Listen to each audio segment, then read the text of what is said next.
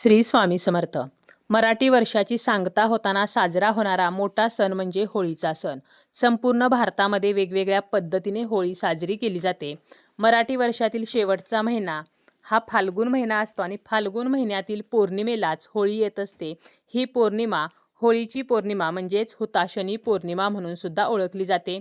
या होळीच्या सणाला अनेक लोक एकत्र येतात आणि होळी साजरी करतात. होळी दहन केले जाते. हिवाळ्याचा शेवट आणि वसंत ऋतूची सुरुवात दर्शवणारा असा हा होळीचा सण आहे. यंदा हुताशनी पौर्णिमा ही 2 आणि 3 मार्चला असणार आहे. 2 मार्चला हुताशनी पौर्णिमा सुरू होणार आहे आणि 3 मार्चला हुताशनी पौर्णिमा संपणार आहे. परंतु होळी सणालाच चंद्रग्रहण सुद्धा आहे. त्यामुळे होळी दहन नक्की कधी करायचे आहे, ग्रहणाचे काय नियम पाळायचे आहेत, याची संपूर्ण माहिती आपण आजच्या या व्हिडिओमध्ये पाहणार आहोत.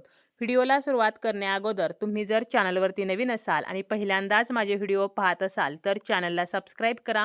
व्हिडिओ माहितीपूर्ण वाटला तर व्हिडिओला लाईक करा. पंचांगानुसार यंदाची फाल्गुन पौर्णिमेची तिथी ही 2 मार्चला सायंकाळी 5:55 सुरू होणार आहे आणि ह्या तिथीची समाप्ती 3 मार्चला सायंकाळी 5:07 होणार आहे.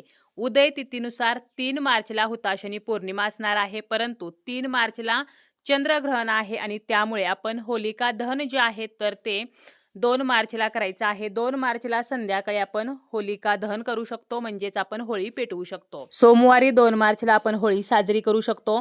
खग्रास चंद्रग्रहण हे 3 मार्चला असणार आहे. ग्रहणाचा स्पर्श हा दुपारी 3:20 असणार आहे. संमिलन हे 4:34 असणार आहे. ग्रहणाचा मध्य हा सायंकाळी 5:04 असणार आहे. उन्मिलन हे 5:33 असणार आहे आणि मोक्ष हा 6:48 असणार आहे.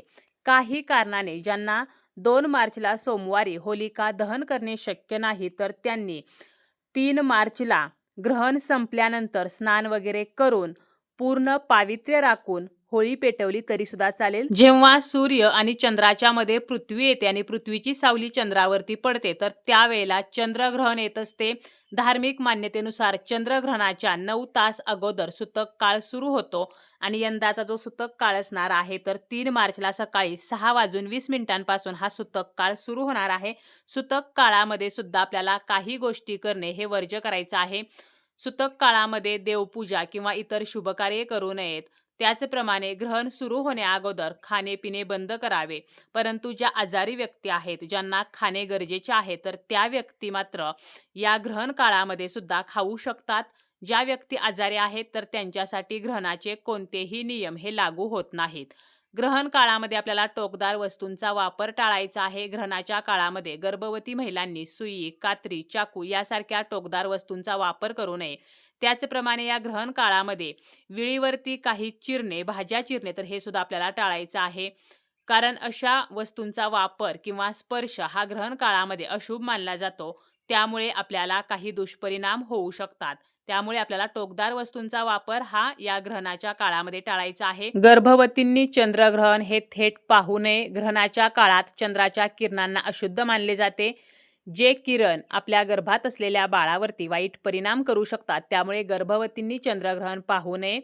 घराबाहेर पडू नये. ग्रहणाच्या काळामध्ये आपल्याला घरामध्येच थांबायचं आहे. जास्तीत जास्त नामस्मरण जप करायचं आहे. घराबाहेर पडणे हे शक्यतो आपल्याला ग्रहण काळामध्ये टाळायचं आहे. रात्रीच्या वेळेला अंधाऱ्या ठिकाणी जाणे तर हे सुद्धा आपल्याला टाळायचं आहे. ग्रहण काळामध्ये अन्न शिजवू नये. त्याचप्रमाणे अन्न खाऊ नये. चंद्रग्रहणाच्या वेळेला अन्न बनवणे किंवा ते अन्न आपण ग्रहण करणे हे सुद्धा अशुभ सांगितलेले आहे. त्याचा सुद्धा नकारात्मक परिणाम हा गर्भधारणेवरती होऊ शकतो. त्याचप्रमाणे अगोदर जे आपण अन्न शिजवलेलं आहे तर ते आपल्याला सुरक्षित ठेवायचं आहे. त्यामध्ये आपण तुळशीपत्र ठेवू शकतो किंवा आपल्या घरामध्ये जे पाणी आहे तर त्यामध्ये सुद्धा आपल्याला तुळशीची पाने टाकायची आहेत आणि जेव्हा कधी ग्रहण संपेल तर त्यानंतर आपल्याला स्नान करायचं आहे आणि त्यानंतर ही पाने जी आहेत तर ती आपल्याला काढायची आहेत.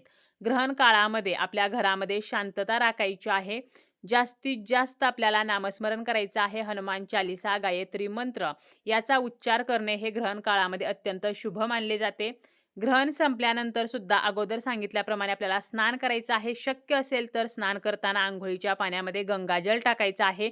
त्यानंतर आपल्याला स्वच्छ आणि नवीन वस्त्र परिधान करायचं आहे. आपण आपल्या संपूर्ण घरामध्ये सुद्धा गंगाजल किंवा गोमूत्र शिंपडायचं आहे. ग्रहण संपल्यानंतर दानधर्म करणे हे अत्यंत शुभ मानले जाते, कारण याची आपल्याला शुभफळ प्राप्त होत असते. होळी पौर्णिमेला होत असलेले चंद्रग्रहण भारतातून दिसणार आहे, त्यामुळे आपल्याला ग्रहण पाळायचे आहे, ग्रहणाचे नियम पाळायचे आहेत. आणि होळी दहन जे आहे तर ते आपल्याला 2 मार्चला सायंकाळी करायचं आहे.